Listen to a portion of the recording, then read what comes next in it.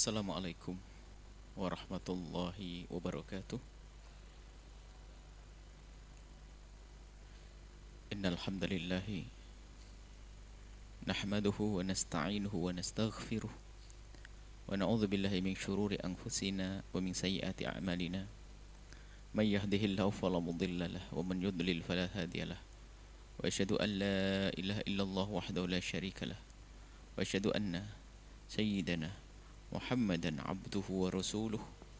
Allahumma salli wa sallim ala habibina sayyidina Muhammad wa ala alihi wa ashabihi wa tabi'ina lahum bi ihsanin ila yaumiddin. Allahumma ya rabbana a'inna ala husnil muamalati bi ikhwanina bi ibadika wa a'inna ya rabbana ala husnil muamalati bik wa a'inna ya rabbana ala dzikrik wa syukrik wa husni ibadatik warzuqna ya rabbana taubata qabla al-maut wa syahadata 'inda al-maut wal jannata ba'da al-maut amma ba'du. Yang sangat kami cintai, kami muliakan para pemirsa, pendengar dan juga hadirin hadirat, khususnya para santri. Alhamdulillah malam ini kita bisa istiqomah di majlis mulia. Itu majlis untuk kita membaca salawat kepada baginda Nabi sallallahu alaihi wasallam, membaca sejarah baginda Nabi, dan bersama itu juga ada kesempatan untuk kami menyampaikan hikmah yang sudah kami mulai. Kita saat ini masuki hikmah yang ke-8. Kita langsung saja. Hikmah yang ke-8, sahabatmu adalah orang yang di saat engkau melakukan kesalahan, ia sangat bersemangat untuk mengingatkanmu. Orang yang mengaku sebagai sahabatmu akan tetapi tidak pernah mengingatkanmu di saat engkau bersalah, sungguh ia adalah musuh yang menyamar menjadi sahabat. Ia hanya menginginkan kebaikan untuk dirinya dan tidak menginginkan kebaikan untukmu. Di dalam hidup ini ada saat kita untuk memberi dan saat untuk menerima. Ada saat untuk mengingatkan dan saat untuk diingatkan. Karena kita tidak sempurna. Kita akan menjadi sempurna dengan selain kita.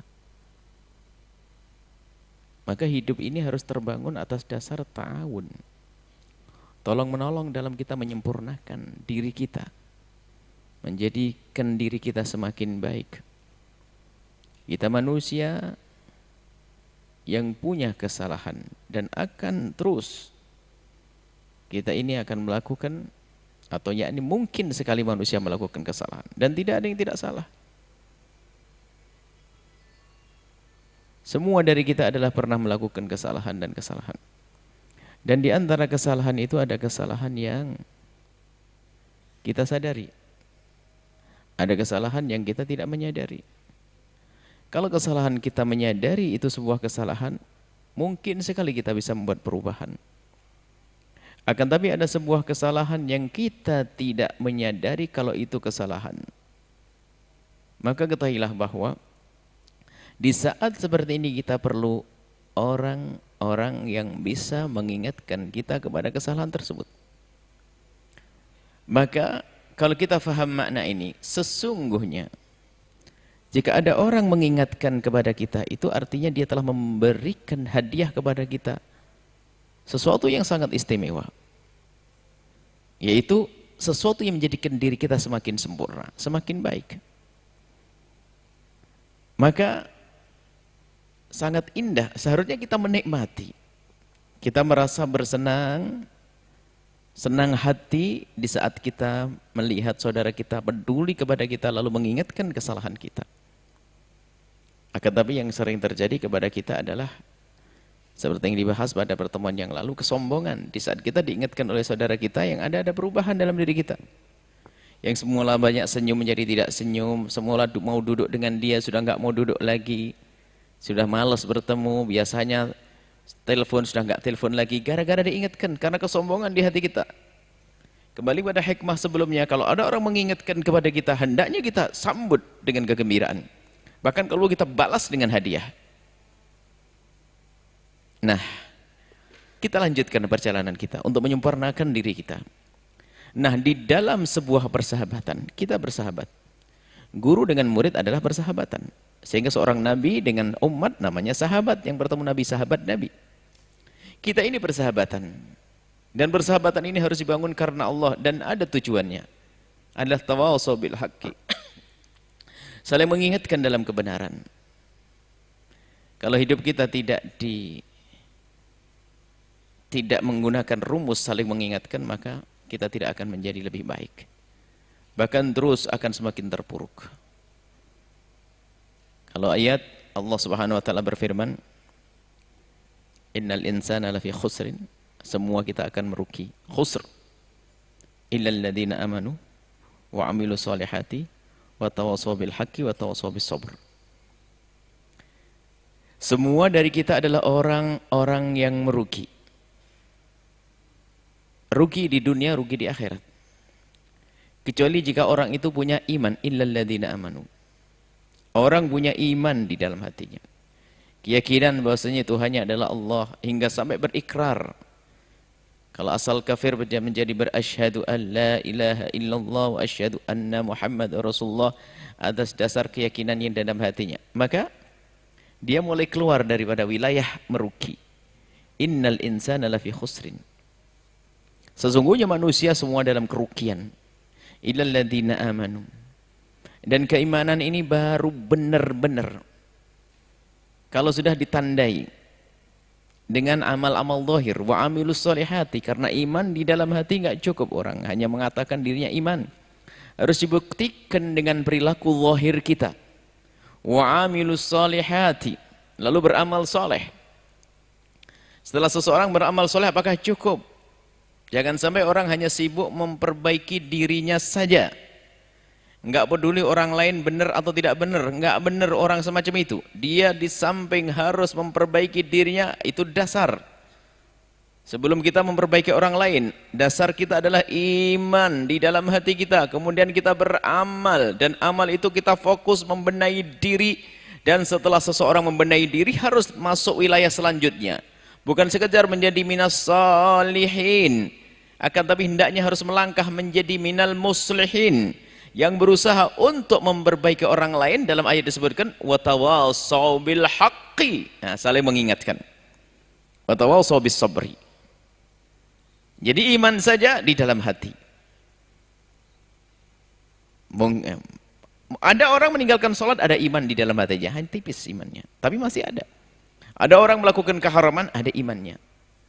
Akan tapi jika iman itu benar-benar jaga, disuburkan, akan menjadikan anggota tubuhnya susah melakukan kemaksiatan. Makanya dalam akidah kita, iman yazidu wa yanqus, iman bertambah dan berkurang dengan ibadah kita. Semangat kita menjalankan kebaikan, meningkat itu iman. Bersama merosotnya kebaikan kita, lalu dibarengi dengan kemaksiatan, akan turun itu iman. Iman turun, bisa sampai rendah, nggak ada iman lagi. Naudzubillah. Nah, iman di dalam hati kemudian diwujudkan, ditampakkan dalam bentuk perilaku zahir amal kita.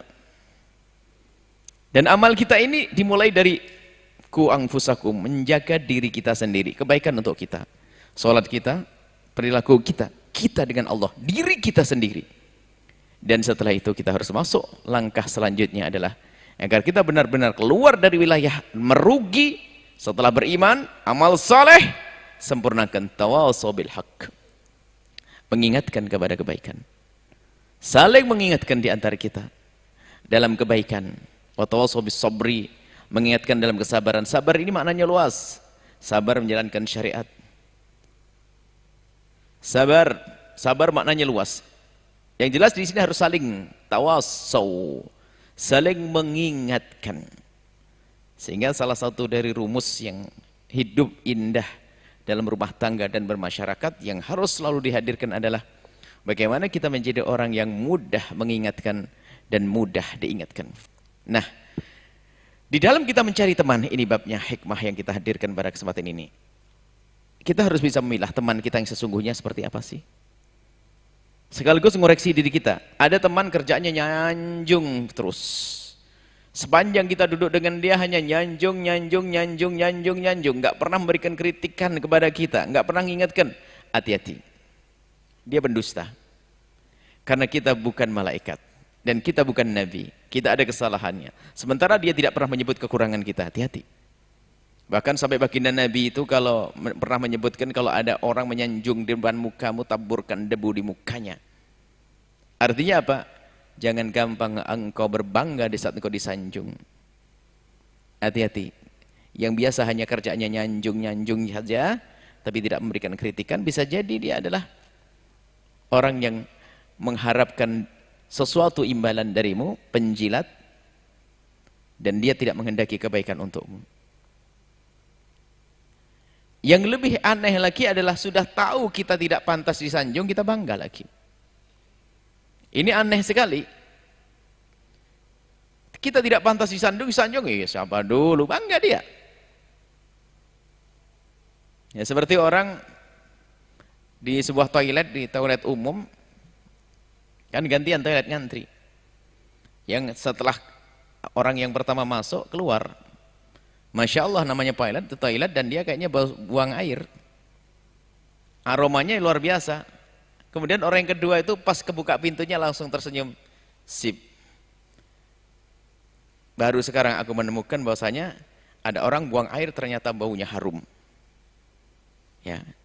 Kalau engkau masih tersenyum bangga berarti gila sudah. Ada orang buang angin dibilang, oh parfum. Ya gila. Begitulah kalau orang hanya senang disanjung-sanjung, dia sakit dia.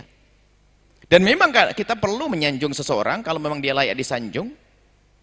Baginda Nabi, orang yang dekat dengan Nabi, meniru Nabi, itu perlu disanjung. Akan tapi ada orang yang hidupnya hanya pengen nyanjung, tapi bukan karena sanjungan sesungguhnya, karena itu hanya menjilat. Berlebihan.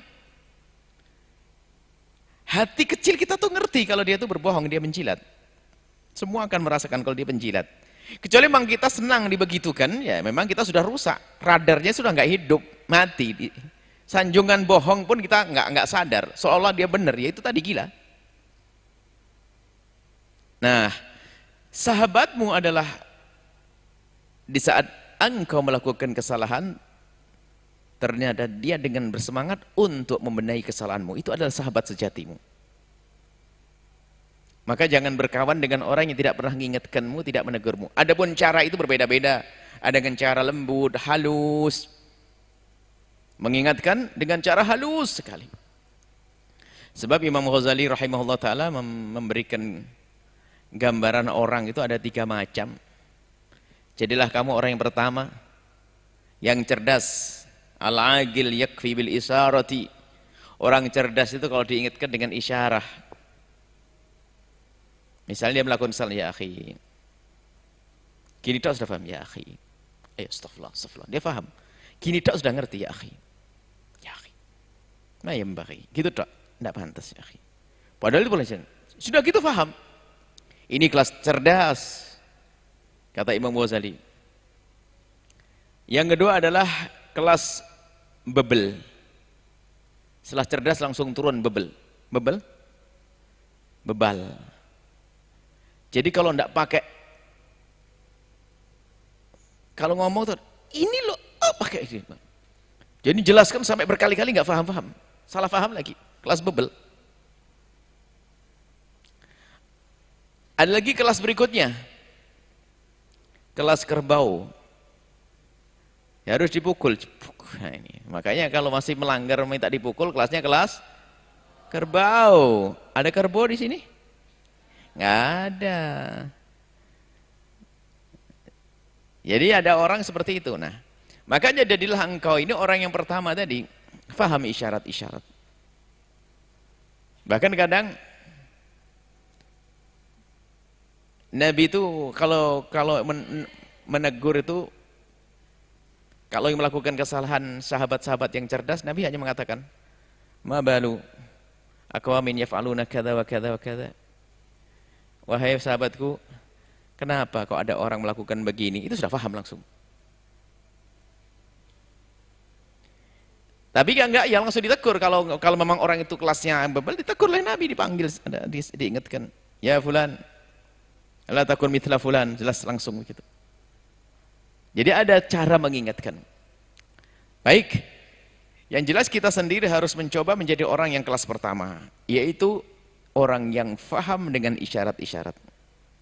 Itu cerdas, mudah baik, mendapatkan isyarat sudah mengerti. Ya akhi, atau diingatkan sekali, ya Allah, gak pantas, thalibul ilm, sering hadir di majelis, Ustaz, Pak Haji, anaknya ini, kita seorang muslim, sudah paham. Baik, ini cara kita mengingatkan orang. Akan tapi yang tadi, yang pembahasan hikmah ini adalah bagaimana kita punya sahabat. Carilah sahabat yang dia sangat semangat di saat kita bersalah lalu mengingatkan kita. Adapun hati kita sudah kita buka pada hikmah yang sebelumnya. Hati yang baik adalah hati yang mudah berterima kasih di saat diingatkan. Ya, ini sudah kemarin. Sekarang kelanjutannya adalah kalau kita mencari kawan-kawan, kawan sejatimu adalah orang yang senang mengingatkan kamu di saat engkau melakukan kesalahan. Jika engkau punya kawan yang tidak pernah mengingatkan kesalahan sementara dia melihat dirimu salah, maka sesungguhnya dia adalah musuh yang menyamar jadi sahabatmu, musuh yang nyamar jadi istrimu, wahai para suami, musuh yang menyamar jadi suamimu, wahai para istri. Suaminya melakukan kerjaan yang haram, cari nafkah, istrinya diam saja, nggak pernah mengingatkan.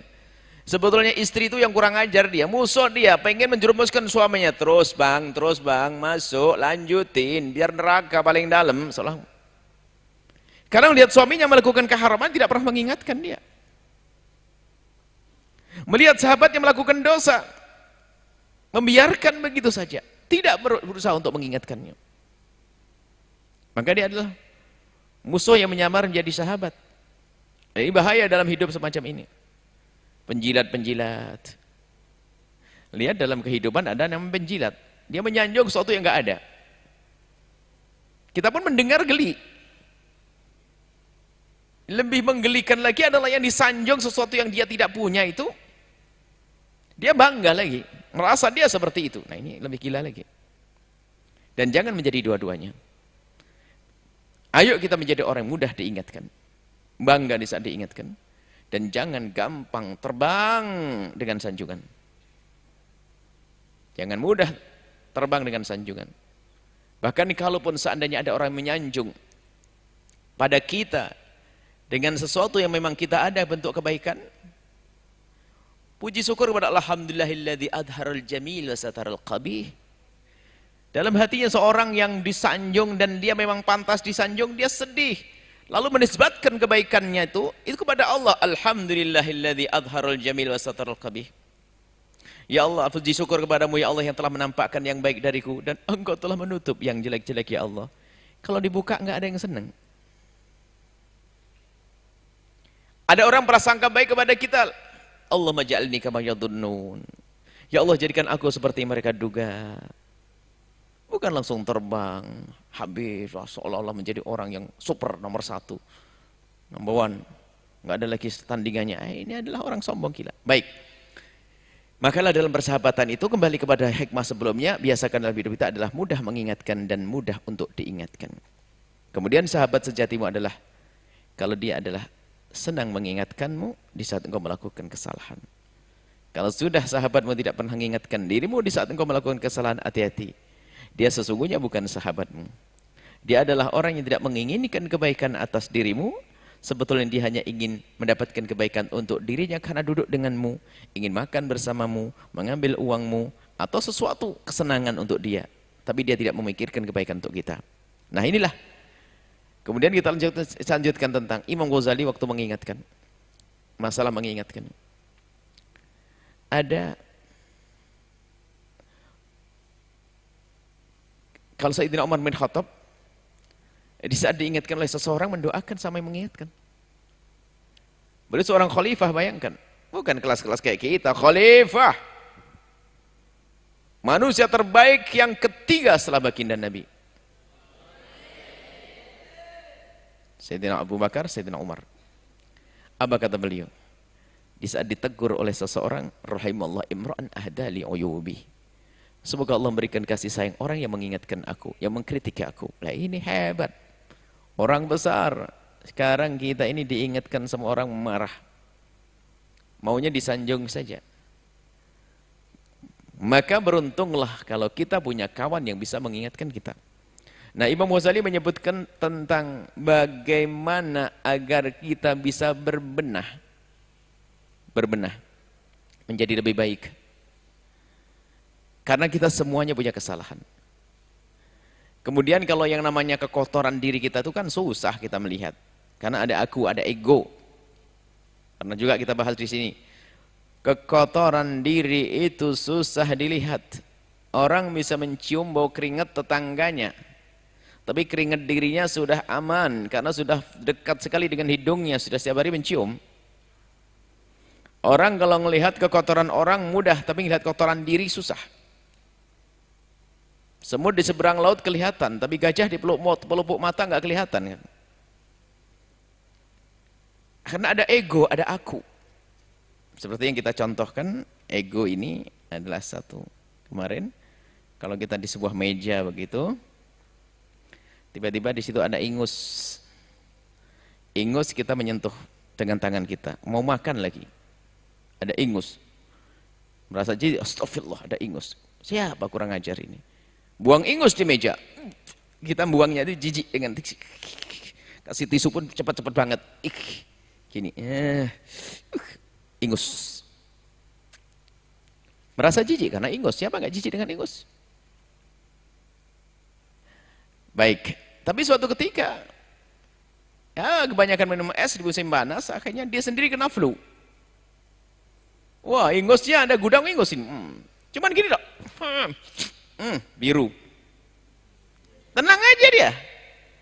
Nggak merasa jijik. Kenapa? Ada akunya. Ini milikku, kalau tadi miliknya. Ego ini suka menutupi kekurangan kita sendiri. Maka tadi memang kodurat khissiyah sama kodurat maknawiyah sama. Kodurat. Kekotoran batin sama kekotoran dohir itu sama. Kalau sudah kekotoran milikku itu sering tertutupi. Maka Imam Ghazali menjelaskan, agar engkau bisa mengetahui kekuranganmu, agar engkau sempurnakan, maka kita semua punya kekurangan. Kalau tidak tahu kekurangannya, bagaimana kita bisa menyempurnakan? Maka yang pertama, kamu selalu koreksi dirimu sendiri. Terus koreksi, introspeksi, mencari kekurangan. Akan tapi ketahuilah, egomu selalu menutupi itu semuanya. Maka cara yang kedua adalah mintalah kepada sahabat karibmu, orang-orang dekatmu, agar dia selalu mengingatkanmu di saat engkau melakukan kesalahan. Sudah komitmen dengan istri, wahai istriku tolong, aku akan semakin cinta kepadamu kalau aku salah, engkau langsung mengingatkanku. Tapi kalau kau tunda, awas, aku akan murka dan marah. Wahai sahabatku, kita sepakat bersahabat, kita berjanji. Janji apa? Kalau aku bersalah, kau harus mengingatkan dengan cepat sebelum aku terlanjur jauh melakukan kesalahan. Oke. Nah ini harus bersahabat itu seperti itu. Makna ini yang berkebahasa nih. Persahabatan harus punya makna ini. Jadi sahabat sejatimu yaitu yang bisa mengingatkan kamu. Bahkan di saat seseorang itu begitu mudah mengingatkan dirimu, itu merasakan dirimu adalah dirinya satu. Ada orang ingatkan gak enak karena masih jauh, kurang dekat. Mau tak ingatkan nanti jangan-jangan marah, jangan-jangan karena memang ada jarak. Ada dinding pemisah, yaitu rasa jauh. Sehingga kita tidak mudah mengingatkan. Maka di saat tidak mudah mengingatkan berarti ada sesuatu. Tapi kalau sudah kita sehati kita, satu, nggak susah mengingatkan, menunda pun mungkin nggak bisa, malah nggak bisa tidur. Harus aku ingatkan sekarang. Sebelum berlarut dalam dosa, sebelum berlarut dalam kesalahan. Maka, kalau ada orang sudah berani mengingatkan dirimu, artinya sudah ada kedekatan itu. Maka itu sahabat sejatimu. Terus kata Imam Ghazali rahimahullah ta'ala, kalau engkau ingin mengetahui kekurangan dirimu, jika dengan sahabatmu pun kadang, ya namanya sahabat sebuah, namanya manusia, kadang-kadang karena baru dibaikin, sudah nggak enak ngingetin, takut. Maka cara yang ketiga untuk engkau mengetahui kesalahanmu dan kekuranganmu adalah dari ucapan musuh-musuhmu. Musuh itu kan selalu mencari kesalahan kita. Orang yang mendengki kepadamu, orang yang hasut kepadamu, dia akan selalu mencari kekuranganmu. Ambil faedah di balik itu semuanya. Misalnya kamu sudah menjadi seorang ustadz lalu dibilang, "Alah, ustadz apaan, akhlaknya nggak bener." Oh, alhamdulillah dikasih tahu. Memang barangkali akhlaknya nggak bener. Tinggal gitu saja. Oh, akhlak apaan itu? Ngajarnya nggak becus. Oh, bener juga ini. Nggak usah bingung, nggak usah marah. Dia ngasih tahu sama kita. Seperti urusan rumah kita, Pak, gentengnya nanti jatuh kena kepala orang ya. Alhamdulillah, makasih, kan begitu. Jadi itulah perlunya kita itu punya sahabat yang bisa mengingatkan kita. Maka ayo kita cari kawan sebanyak-banyaknya yang bisa mengingatkan kita di saat kita salah, menolong kita di saat kita terjerumus. Itulah sahabat sejati kita. Akan tapi jika kita berkumpul dengan orang yang tidak pernah mengingatkan, bahkan di saat melihat kita salah pun mereka diam, itu adalah musuhmu yang menyamar jadi sahabatmu, dan itu akan membahayakan kehidupanmu. Apalagi yang hidupnya hanya menyanjung dan menyanjung, tidak pernah mengingatkan. Sementara kita adalah tidak layak disanjung selamanya. Karena apa? Ada kesalahan pada diri kita. Semoga Allah menjadikan kita hamba yang bisa menerima di saat kita diingatkan. Allah menjauhkan kita dari sifat sombong, dan semoga Allah memberikan kita keberanian, ketulusan, kemudahan, kebaikan, cara yang benar di dalam mengingatkan saudara kita. Bismillah, alhamdulillahirrahmanirrahim. Allahumma salli ala Sayyidina Muhammad wa ala Sayyidina Muhammad. Allahumma ya Allah, jadikan kami hamba yang saling mencintai karenamu ya Allah. Jadikan hidup kami indah ya Allah, dalam tolong menolong dalam kebaikan ya Allah, saling mengingatkan dalam kebaikan ya Allah. Dan kami mohon ya Allah, ampuni orang tua kami dan guru-guru kami ya Allah. Dan kami mohon ya Allah, kumpulkan kami bersama orang-orang yang akan membawa kami kepada kebaikan, kebenaran ya Allah. Kumpulkan kami dengan orang-orang yang akan menjadikan sebab keselamatan kami di dunia dan di akhirat. Dan kami mohon ya Allah, jaga kami semua ya Allah, lahir batin kami ya Allah, keluarga kami, suami, istri, anak-anak dan santri semuanya, para guru. Dan kami mohon ya Allah, panjangkan umur kami dalam ketaatan serta sehat walafiat. Dan kami mohon bersihkan hati kami dari segala macam penyakitnya. Dan kami mohon ya Allah, berikan kepada kami semua husnul khotimah. Dan kami mohon ya Allah, angkat wabah dari negeri ini ya Allah, ganti dengan rahmatmu, kasih sayangmu ya Allah, pertolonganmu ya Allah. Dan berikan kepada kami semua husnul khotimah, mati dalam keadaan iman. Dan kami mohon ya Allah, jadikan ucapan kami di akhir hayat kami kelak, saat Engkau hendak mencabut nyawa kami ingin saat itu Allah, saat itu ya Allah, hati dan lidah kami mampu mengucapkan kalimat agung dan mulia, la ilaha illallah Muhammadur Rasulullah, la ilaha illallah Muhammadur Rasulullah, la ilaha illallah Muhammadur Rasulullah sallallahu alaihi wasallam. Rabbana atina fid dunya hasanah wa fil akhirati hasanah wa qina adzabannar. Wa sallallahu ala sayyidina Muhammadin wa ala alihi washabihi wasallam. Walhamdulillahirabbil alamin. Al-Fatihah.